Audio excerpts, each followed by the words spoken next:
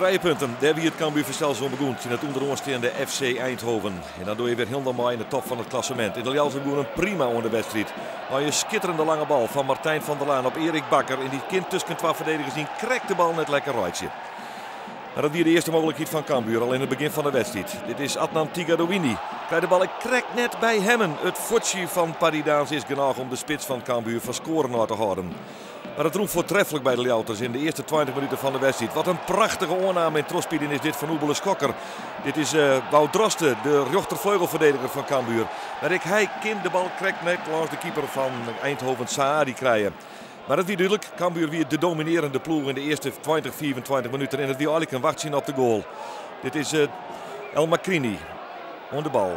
Oebele Skokker biedt hem aan, draait prima iepen. Jouwt de maai aan Hemmen. Hemmen weer naar Skokker. Skokker weer naar Hemmen. En daar is de nummertreetje van de spits van Cambuur. Een prachtig doelpunt van de Ljouters in de 13e minuut. En volslijn verzinnen in die fase van de wedstrijd.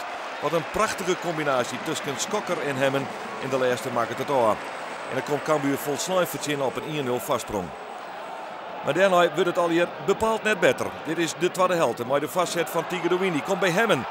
Ja. En dit hier absoluut de nummer 14 wijze matten. En de spits die realiseert hem dat ik. Wat een kans, wat een kans.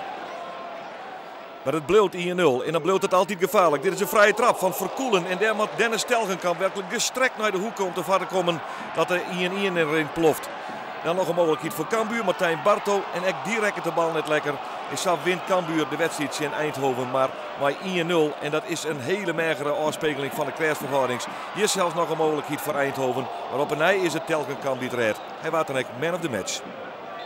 Ik ben blij dat ik zeg maar, vandaag de punten dan misschien heb kunnen pakken voor het team. Maar ja, we doen het samen. En sommigen moeten ze erin schieten, ik hou ze tegen. Zo is het nou eenmaal. De ene keer ben ik het, de andere keer is het iemand anders.